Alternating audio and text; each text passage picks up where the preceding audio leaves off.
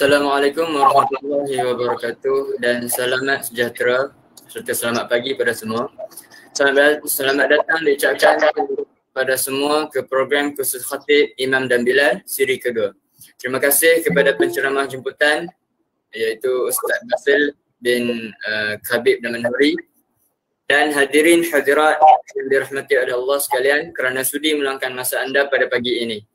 Untuk pengetahuan semua, kursus Khatib Imam dan Bilal siri kedua ini diadakan secara bersiri, yang mana ianya bertujuan untuk meningkatkan pengetahuan kita semua mengenai tata cara seorang khatib, imam dan bilal dalam kehidupan seharian. Moga-moga kita dapat mengambil manfaat dengan apa yang disampaikan oleh penceramah jemputan kita pada sebentar lagi.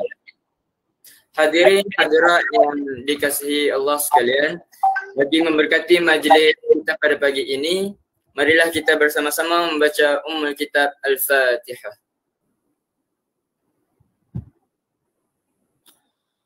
Baiklah. Amin amin ya rabbal alamin. Hadirin hadirat yang dirahmati, tanpa membuang masa dipersilakan penceramah jemputan kita Ustaz Muhammad Basil bin Khabib Damanhuri untuk meneruskan program ini dengan dimulakan dengan slot yang pertama iaitu kursus khatib. Untuk pengetahuan Ustaz, peserta kita pada hari ini adalah disertai dengan oleh muslimin dan muslimat. Yang pertama kita akan bagi ada yang masuk dalam Google Meet dan ada yang lihat melalui live FB Ustaz Islam, insya-Allah. Baiklah, dengan segala hormatnya dipersilakan Ustaz Basil. Assalamualaikum warahmatullahi wabarakatuh. Bismillahirrahmanirrahim. Alhamdulillah wassalatu wassalamu ala Rasulillah wa ala alihi wa sahbihi wa wala. Subhanaka la ilma lana illa ma 'allamtana innaka antal alimul hakim. Rabbi shrah li sadri wa yassir li amri wahlul 'uqdatam min lisani yafqahu qawli. Qala Allah subhanahu wa ta'ala fi kitabihil aziz. A'udzubillahi minasyaitonir rajim. Wa ma utitum minal ilmi illa qalila. Shadaqallahul azim. Alhamdulillah, syukur kehadirat Allah Subhanahu wa taala. Pada hari ini kita dapat mengadakan satu majlis ataupun program. Pada saya adalah program yang bermakna, sama sekali yang bakal nak jadi imam, nak jadi bilal dan jadi khatib. Lebih dahulu saya mengucapkan terima kasih kepada ahli jawatan kuasa, penganjur program kursus khatib, imam dan bilal. Daripada jawatan kuasa pelajar, ketua yang dipimpin oleh saudara Farhan, sedap saya, ketua saudara Farhan, dan Ustaz Zamri sebagai ketua unit Pusat Islam, dan seterusnya jawatan kuasa yang menganjurkan program ini sebagai satu program pada saya adalah program yang bermakna untuk semua. Saudara-saudara sekalian yang turut hadir dalam maya ini, saya mengucapkan tahniah dapat meluangkan masa untuk sama-sama kita tengok dan kita dengar dan kita share dan kita kongsi sedikit sebanyak daripada apa yang diprogramkan oleh pihak JPP. Untuk pengetahuan semua, dalam kursus yang saya akan kongsikan ini sebenarnya adalah kali yang kedua, kalau tak silap saya kali yang kedua untuk diri saya adakan kepada pelajar di Bainon pada 2019, tak silap saya. Syamir 2019, betul tak? 2019 kan Syamir? Betul tak? 2019. Ada di surau. Tapi disebabkan keadaan PKP kita dan kemungkinan dan bukan kemungkinan lagi pada satu hari bulan nanti kita lockdown, total lockdown. Jadi sebenarnya di sana ada hikmah dia untuk kita sama-sama adakan dalam program secara maya ini, tidak face to face, cuma tak seronok lah.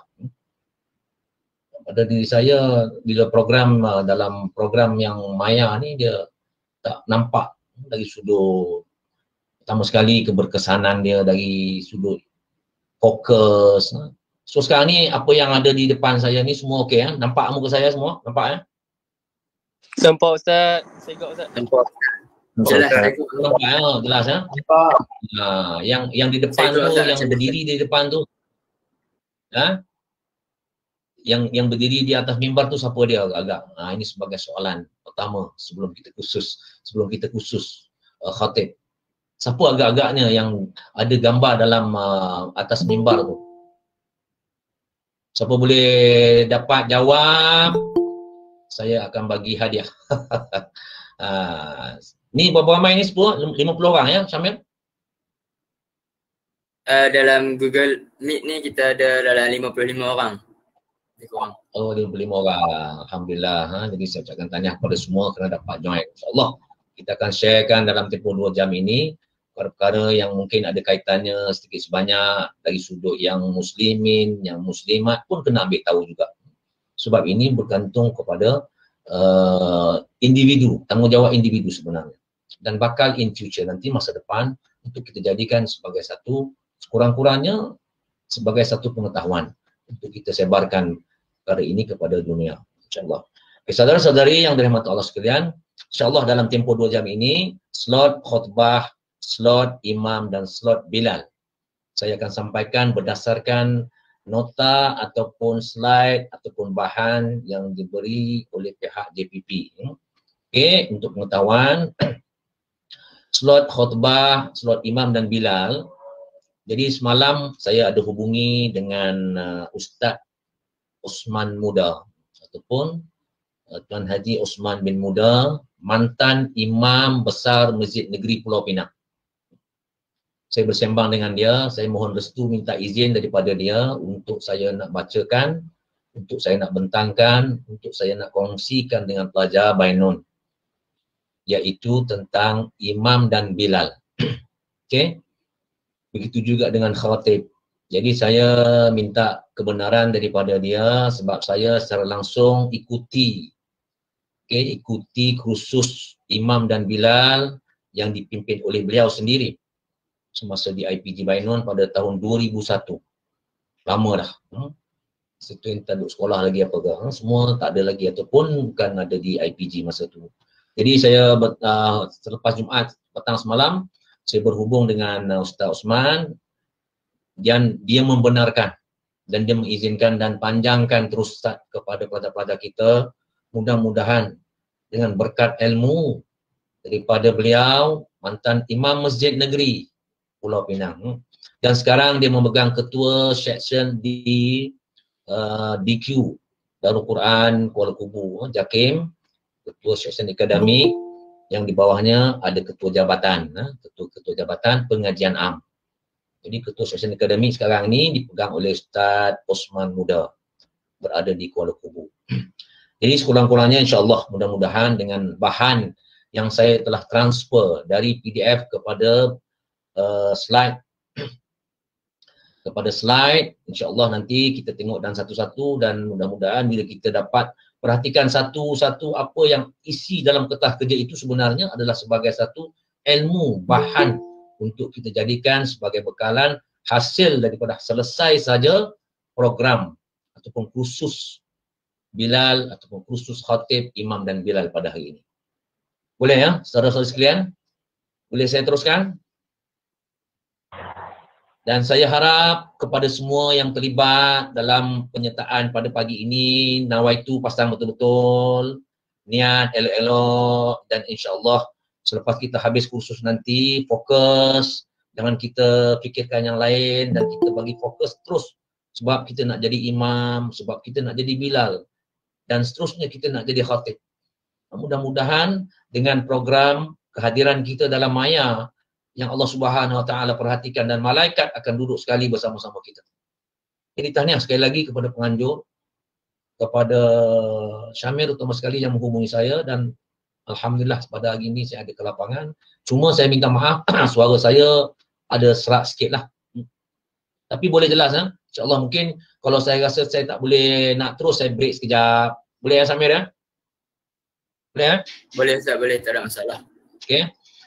Jadi saya teruskan dengan pertama sekali seperti mana dalam tentatif mengikut Syamil kata tadi, sepatutnya Ustaz Zamri bagi ucapan, ketua Pusat Islam.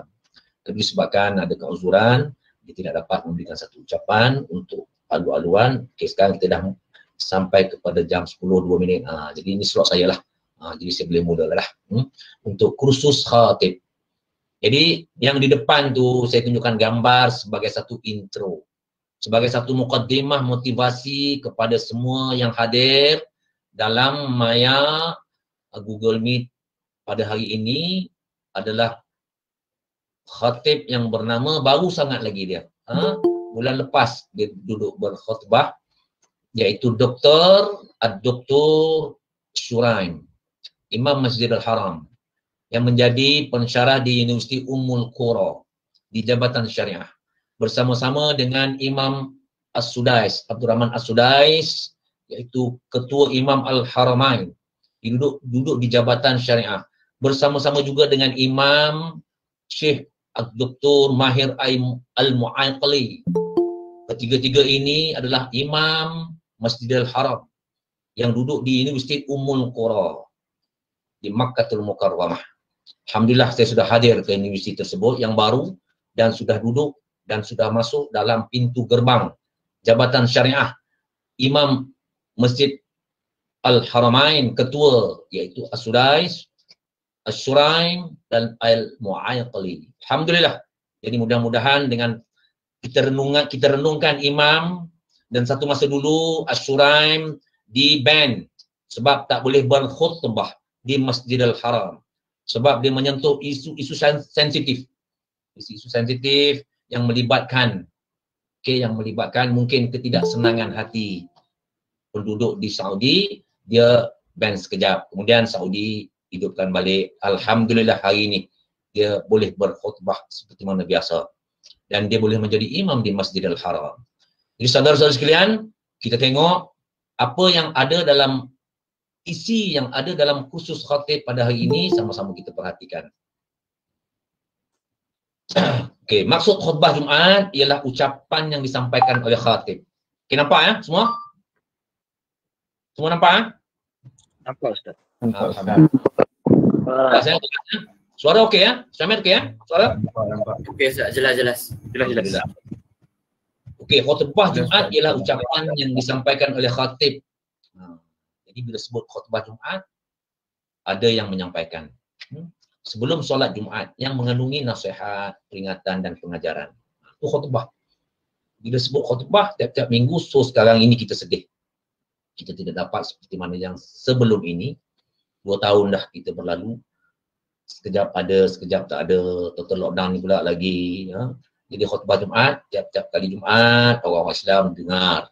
Yang mana perempuan, kalau yang rumah duduk di masjid, yang rumah duduk di yang mana-mana yang mendirikan solat Jumaat, yang mana duduk di depan TV dengar khutbah di TV pun boleh, yang perempuan ataupun yang muslimat yang duduk dekat dengan rumah, dekat dengan masjid boleh dengar peringatan, nasihat dan pengajaran. Okay, seterusnya, hukum khutbah Jumaat. Membaca khutbah Jumaat adalah wajib dan tidak sah solat Jumaat tanpa khutbah. Okay, jadi saya buat sekali lalu. Sekali cuba kita perhatikan satu persatu slide nanti.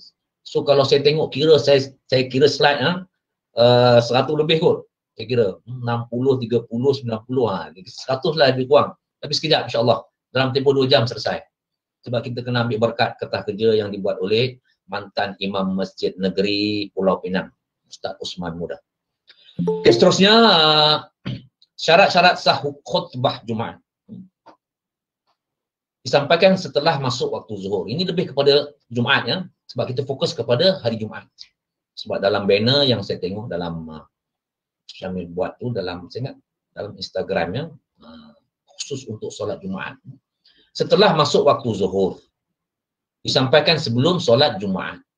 Beza dengan solat Aidil Fitri, Aidil Adha. Okey, rukun khutbah disampaikan dalam bahasa Arab. Semua dalam bahasa Arab. Untuk pengetahuan semua, sepanjang saya berada di Kelantan, saya pernah duduk sekali bersama dengan imam pada waktu itu Mufti Kelantan di Penambang jalan nak pergi ke PCB, Pantai Cahaya Bulan. Di situ ada sebuah masjid yang khutbah Jumaatnya 5 minit. Saya cukup seronok sembahyang di situ. Sebab sekejap. Dia sembahyang cukup sekejap. Kadang-kadang saya dari Muhammadi itu, bila saya nak balik Jumaat, saya cepat-cepat pergi ke masjid Penambang tu untuk solat Jumaat. Takut-takut tak sempat. Sebab khutbah dia cukup ringkas dan padat. Semua bahasa Arab, tak ada bahasa Melayu langsung. Dia ambil yang rukun saja. Sebab apa dia ambil yang rukun? Sebab yang lain tu dia dah buat kelas sebelum masuk waktu Jumaat. Tok Guru sudah memberikan amaran, sudah memberikan nasihat, sudah memberikan peringatan kepada ahli qaryah di Penambang pada waktu itu. Sebab itu bila masuk waktu Jumaat, bila masuk khutbah, dia hanya membaca rukun khutbah. Semua bahasa Arab. Memang kalau yang tak faham tu tak faham lah. Tapi kalau orang yang dah biasa tu, takkan tak faham kot dengan Alhamdulillah, ittaqullah, Allahumma salli ala Muhammad. Takkan tak faham, semua faham. Okey, itu adalah rukun khutbah disampaikan dalam bahasa Arab. Okey, kemudian seterusnya khatib duduk sebentar di antara dua khutbah. Khatib lepas beri salam kena duduk. Ini kadang-kadang kalau kita tengok dalam khutbah hari raya, dia tak ambil benda-benda yang sunat. Kadang-kadang lepas beri salam dia terus bagi Alhamdulillah, Innal hamdalillah, terus saja dia tak duduk. Ini satu benda juga. Kena duduk sebentar. Kena duduk sebentar. Selepas beri salam, Assalamualaikum warahmatullahi wabarakatuh. Duduk. Kadang sembahyang raya, solat ataupun solat sunat khusuf yang baru ni solat sunat khusuf. Ada khutbah. Sama kita kena buat macam sama. Kita buat. Yang kita buat sebab kita nak ambil sunat. Itu peringatan kepada yang menjadi khatib. Yang menjadi khatib contoh macam di surau, Bainun. Okay. Kita ambil perhatian lah. Jadi dan yang mana yang dah jadi khatib pun, dan yang ni yang kita selalu buat. Kadang-kadang terlupa. Okay. Kemudian khatib seorang lelaki. Betul-betul lelaki punya. Ini bukan perempuan dan bukan khunsa. Dan khatib adalah berdiri jika mampu. Biasanya berdirilah. Okay. Seterusnya, khatib adalah menutup aurat. Alhamdulillah, setakat ni tak ada lagi yang tak menutup aurat. Khatib adalah suci daripada hadas kecil dan hadas besar. Semua ada wudu. Selesai. Khutbah boleh didengar sekurang-kurangnya 40 orang jemaah. Alhamdulillah, hari ni kita lebih pada 40 orang. Boleh kita buat slot khusus khutbah. Kalau tak cukup 40, tak boleh. Itu contoh dia macam itulah. Jadi khutbah boleh didengar sekurang-kurangnya 40 orang jemaah. Tapi bila zaman PKP, kita tak ikut. Ada yang 20, ada yang 15. Jadi yang ikut Imam Asy-Syafi'i rahimahullah 40 orang sekurang-kurangnya. Alhamdulillah, selama ni kita dah buat dan kita dah sudah lalui. Okay, seterusnya rukun khatib. Okay, pertama memuji Allah. Alhamdulillah, alhamdulillahilladzi. Itu khutbah ataupun khatib. Kemudian berselawat ke atas Nabi, Allahumma salli ala sayyidina Muhammad. Kemudian mengingatkan jemaah supaya bertakwa kepada Allah. Ittaqullah. Kemudian yang keempat, sekurang-kurangnya satu ayat Al-Quran, sama ada khutbah pertama atau kedua. Kadang-kadang dia baca yang kedua-dua sekali pun tak ada masalah. Kadang-kadang yang pertama dia baca ayat Quran, yang kedua pun dia baca ayat Quran. Yang kedua dia baca ayat biasanya Innallaha wa malaikatahu yusholluna 'alan nabi. Biasanya dibaca oleh khatib dalam khutbah yang kedua. Kemudian yang seterusnya mendoakan orang Islam. Allahumma ighfir lil muslimina wal muslimat wal mu'minina wal mu'minat. Itu bunyi suara khatib lah tu. Okey. Seterusnya perkara-perkara sunat dalam khutbah disampaikan di atas mimbar. Tempat tinggi lah maksudnya. Tempat tinggi. Tak kira lah mimbar tu dalam bentuk yang macam mana sekalipun. Kadang-kadang tu ada setengah masjid tu tinggi mimbar dia, kena naik tangga satu jenuh juga lah, boleh sampai ke atas. Contoh dalam masjid, pernah pergi masjid Kubang Semang. Okay, masjid Kubang Semang tu naik tangga cukup tinggi. Kalau orang jenis sakit lutut tak sampai lah. Kan? Okay, itu yang pertama. Yang kedua, rukun mengikut tertib. Ikut step by step. Dia punya rukun. Ikut satu persatu. Okay, memegang tongkat ketika berkhutbah. Ini sunat. Imam Syafi'i bila sebut saja pegang tongkat ni, kadang-kadang kita tengok ada yang pegang tongkat sebelah kanan, ada pegang tongkat sebelah kiri, ada yang tak pegang tongkat, ada yang kadang mula-mula beri salam tak pegang tongkat, kadang-kadang dah baca khutbah baru pegang tongkat. Itu benda tidak wajib. Okey, benda sunat. Cuma bila dah sunat tu ada lagi yang paling sunat ataupun ada lagi yang paling afdal. Dalam sunat tu ada yang afdal lagi. Dah lah kita pegang tongkat tu dah sunat. Kemudian apa yang paling afdal? Okey, paling afdal pegang tongkat di sebelah kiri, bukan sebelah kanan. Sebelah kiri. Tongkat. Nampak hebat bila pegang tongkat ni, nampak hebat. Ataupun dulu anak panah. Semasa zaman Rasulullah dulu. Sekali pegang tongkat, kadang sekali dia pegang betul-betul panah. Panggil apa? Macam orang memanah tu. Dia punya usul gitu.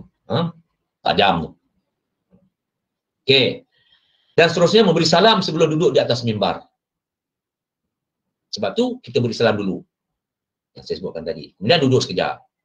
Okey, berpakaian kemas. Biasa kalau kita nak jadi khatib ni, kena berpakaian kemas. Di setengah-setengah masjid dia sediakan. Untuk imam, untuk khatib, untuk bilal. Sebab ini menunjukkan sebagai satu syiar. Bila kita diamanahkan untuk menjadi khatib, bila kita diamanahkan untuk menjadi bilal dan imam, pastikan pakaian kita pada hari itu ialah kemas. Dan disunatkan pada hari itu memakai pakaian yang berwarna putih. Yang berwarna putih. Kemudian kalau yang jenis disulami untuk pakai yang hitam tu sebenarnya untuk nak tunjuk perbezaan. Yang 3 orang ni adalah penting, yang paling penting pada hari Jumaat, 3 orang ni nak bagi nampak beza. Sebab jemaah semua pakai baju putih, jubah putih, baju Melayu putih, semua putih. Tiba-tiba 3 orang ni dia pakai putih dalam dan ada satu lagi. Dia punya jubah yang di luar tu.